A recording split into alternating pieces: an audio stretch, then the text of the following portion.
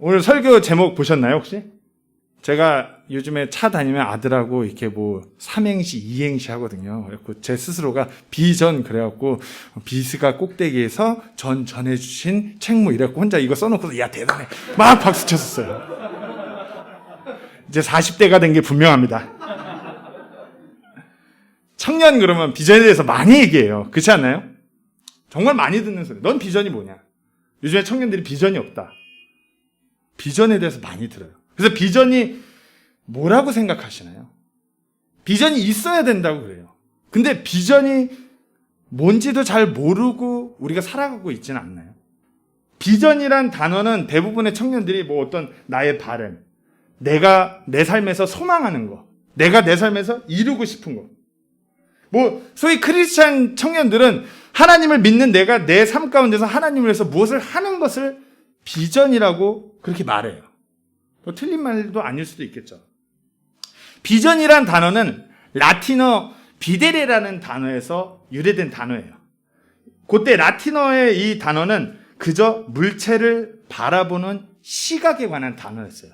근데 1300년도 중세에 들어서면서 이때 이 단어에서 영어에서 비전이란 단어로 상상의 뜻, 어떤 육체의 시각적인 것을 넘어서 초자연적인 것을 바라보는 것을 비전이라고 그렇게 의미를 하고, 이제 현대에 들어서 비전이란 단어는 어떤 비디오의 의미와도 비슷하게 바라보는 광경, 아니면 바라보는데 단순히 보는 것만이 아니라 함께 청각까지 해서 모든 것을 포괄적으로 본다는 의미, 그리고 장소를 초월해서 보게 된다는 어떤 텔레비전의 의미도 가지게 된 게 비전이란 단어예요. 초능력과 같은 의미로 다른 공간의 일을 보기도 하고요. 그리고 이제 현재 시점에 들어서 청년들에게 가장 큰 의미로 쓰여지는 비전이란 단어는 현재 자기 자신이 이루고자 하는 것, 소망하는 것을 비전이라는 단어로 많이 쓴다고 하더라고요. 그래서 성경에서는 비전이라는 단어를 어떻게 정의하고 있을까요? 웹스터 사전에서는 성경에서 정의하는 비전의 의미는 하나님께서 계시하신 것이라고 말하고 있어요. 즉 다시 말해서 하나님께서 밝히 드러내 주신 것이에요. 그것이 비전이에요. 잠언 29장 18절 말씀에서는 이렇게 쓰여 있습니다. 환상 계시가 없는 곳에서는 백성이 망하려니와 법을 지킨 자는 행복하리라. 여기서 영어를 보면 where there is no vision이라고 했어요. 환상 계시. 즉 다시 말해서 하나님께서 밝히 드러내어 알려주신 것, 이것이 없으면 백성이 망한다. 지금 오늘 본문 느보산 비스가 꼭대기 언덕에서 하나님께서 모세에게 밝히 드러내어 알려주시고 책무를 주셨어요. 그리고 다음 세대인 여호수아에게도 밝히 드러내서 책무를 주신 것이에요. 모세에게는 너 눈을 들어 여기 이 꼭대기에 서서 바라봐. 여기 있는 이 땅들을 다 앞으로 다음 세대에게 줄 거야. 하지만 너는 들어가지 못해. 하지만 너는 다음 세대에게 이 땅에 들어가서 이 땅에서 하나님을 영화롭게 하고 이 땅을 정복할 수 있도록 너가 다음 세대를 세워야 된다. 그 책무를 모세에게 주신 것이에요. 신명기 말씀을 보면 모세가 그 말씀에 반응해서 그 책무대로 다음 세대를 세워가는 것이에요. 그리고 여호수아에게 주신 비전은 뭐죠? 여호수아는 이 보이는 이 땅이 너희가 들어갈 땅이다. 그것이 여호수아에게 주신 책무예요. 모세를 통해서 하나님께서 밝히 드러내 주신 그 비전이 다름 아닌 이 땅이었어요. 이전부터 모세에게 하나님께서 책무를 계속해서 주셨어요.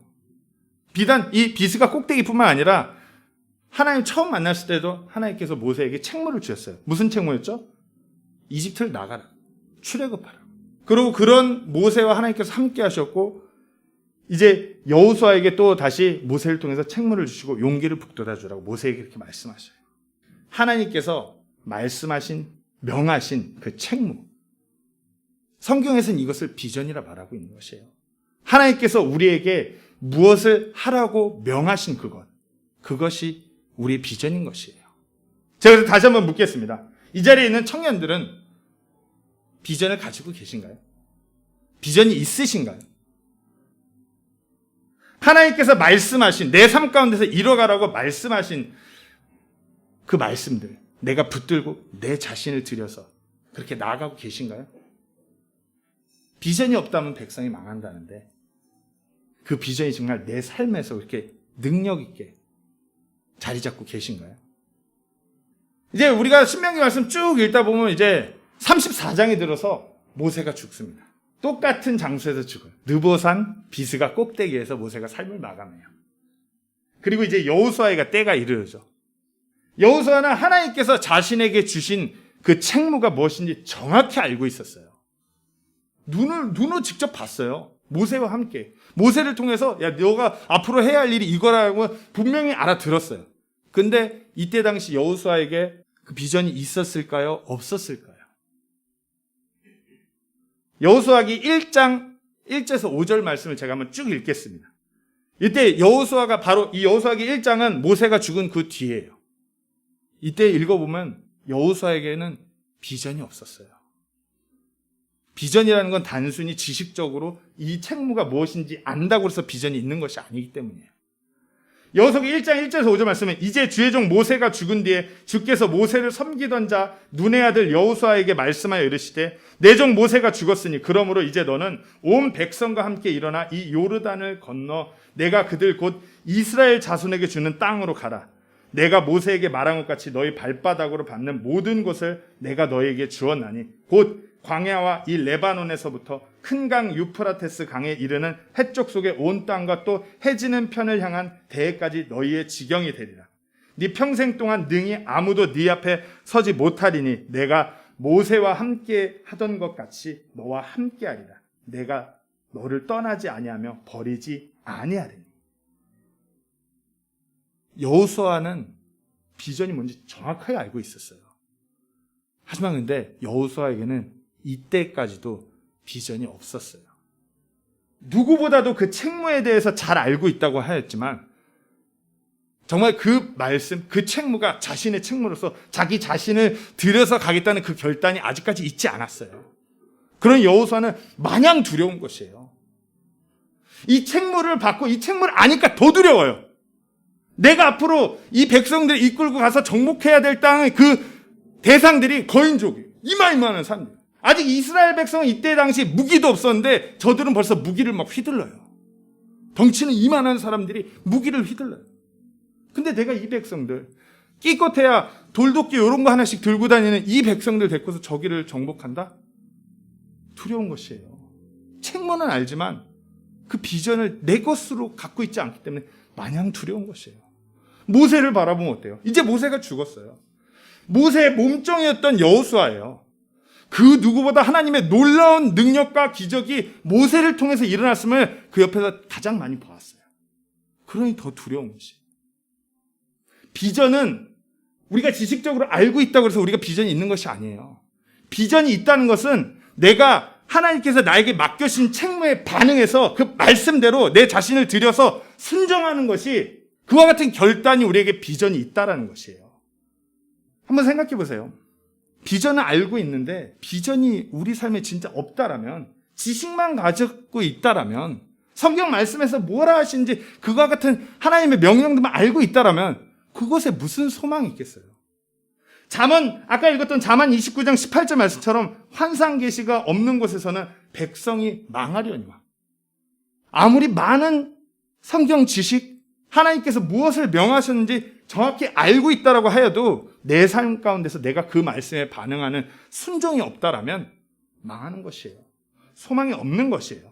한 설문조사나 올해 1월 14일부터 2월 4일까지 한 기독교 단체에서 설문조사를 했어요. 청년들 1017명 대상으로 설문조사를 했는데 이 응답자 중 91%가 20, 30대였어요. 성별은 40%가 남성, 60%가 여성, 그리고 소위 모태신앙이라고 말하는 사람이 64%예요. 근데 여기서 이제 현 시점에 우리 다음 세대 청년들의 모습이 적나라하게 드러나요. 교회를 옮길 의향이 있는 청년이 320명, 신앙을 포기할 의향이 있는 청년이 80명, 현재 가나안 성도로 교회를 안 나가고 있는 성도가 122명, 이 그룹을 모두 합하면 522명, 51.3%예요. 이게 소위 지금 현재 다음 세대 우리 교회 안에 청년들의 현 시점이에요. 왜 그런 것 같아요? 비전이 없기 때문이에요. 세상에서는 이제 청년들이 무슨 3포 세대, 뭘 맨날 포기한대요. 근데 성경 말씀은 정반대로 얘기해요. 포기하라고 얘기하지 않아요. 근데 계속해서 세상은 포기해요. 우리가 비스가 미션으로 모였어요. 비스가 꼭대기에서 하나님께서 모세와 여호수아에게 책무를 주신 그 자리예요. 우리가 이 자리에서 이 모임에서 이 미션을 통하여서 무엇보다도 하나님의 그 비전을 우리 안에 굳게 세우는 그 일이 일어나기를 간절히 소망합니다. 비전은 우리의 바람이 아니에요. 비전은 하나님께서 우리에게 명하신 책무인 것이에요. 이 성경 66권에 담겨져 있는 하나님의 그 진리의 말씀이 어찌 보면 우리 삶 가운데서 우리가 지켜가야 될 그 비전인 것이에요. 이 비전이 있다라면 다음 세대에게 소망이 있는 것이고, 비전이 없다라면 망하는 것이에요. 청년들이 비전이 없다는 말을 한다는 것은 꿈이 없다는 말이 아니에요.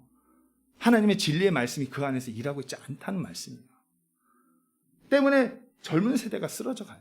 젊은 세대가 쓰러져 가면서 핑계는 이래요. 우리한테 맞는 열린 예배가 없어요. 찬양이 맨날 고리타분해요. 젊은 청년들이 이끌어주고 우리와 공감해줄 만한 그런 목회자가 없어요. 세상이 어두워져서? 세상에 즐길 수 있는 것이 너무 많은데, 세상은 재미인데 교회가 재미없어서? 그래서 무너지는 것이 아니라 비전이 없기 때문이에요. 하나님의 말씀이 없기 때문이에요. 말씀을 많이 알고 있으면 뭐예요? 그 삶 가운데서 말씀에 반응하는, 순종하는 그와 같은 삶이 없는데.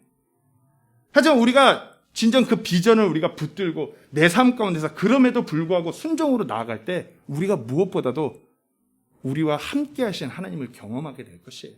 임마누엘의 하나님을, 우리가 그 하나님의 임재를 경험하게 될 것이에요. 출애굽기 3장 23절에 모세에게 말씀하셨죠. 출애굽하라고. 그러면서 하나님께서 하신 말씀이, 그분께서 이르시되 내가 반드시 너와 함께하리라. 이 하나님께서는 여호수아에게도 동일하게 말씀하신 하나님이에요. 비스가 꼭대기에서, 여호수아야 너 기억하지? 비스가 꼭대기에서 모세와 함께 내가 너에게 줬던 그 책무, 두려워하지 말고 그대로 나가면 내가 반드시 너와 함께할 것이야. 여호수아기 1장 5절 말씀 다시 한번 읽겠습니다. 네 평생 동안 능히 아무도 내 앞에 서지 못하리니 내가 모세와 함께 하던 것 같이 너와 함께 하리라. 내가 너를 떠나지 아니하며 버리지 아니하리니. 모세와 함께 하셨던 하나님은 여호수아도 동일하게 함께 하셨어요. 그리고 지금 이 어두워만 가는, 급변하는 이 세상에서 정말 빛과 소금의 역함으로 세워질 우리 청년들과도 함께 하시는 하나님이에요. 우리가 비전을 붙들고 내 자신을 들여서 이 삶 가운데서 말씀대로 나아갈 때 하나님께서 함께 하시는 것이에요. 세상을 바라보면 답답하죠. 힘들어 보여요. 이렇게 그러면서 청년들은 헬조선 마치 소망이 없는 것 같아요. 근데 비전이 없으면요, 계속해서 소망이 없어요. 여호수아를 떠올려 보세요. 너무나 두려웠어요. 근데 그 가나안 땅, 요르단을 건너서 가나안 땅에 들어간 자는 여호수아였어요. 매 순간순간이 두려웠어요. 그럼에도 불구하고 여호수아는 자신에게 주어진 그 책무, 그것을 상기시키면서 자신을 들여서 매일같이 부복시키면서 하나님만을 바라봤어요. 우리가 비전을 진짜 움켜쥐고 있는 청년들이라면 우리가 봐야 할 대상은 세상이 아니라 하나님이시고요. 우리가 기대해야 될 것은 세상의 어떤 스펙이나 어떤 세상의 그 어떤 물질적인 무언가, 세상적인 것이 아니라 우리 하나님이신 것이에요.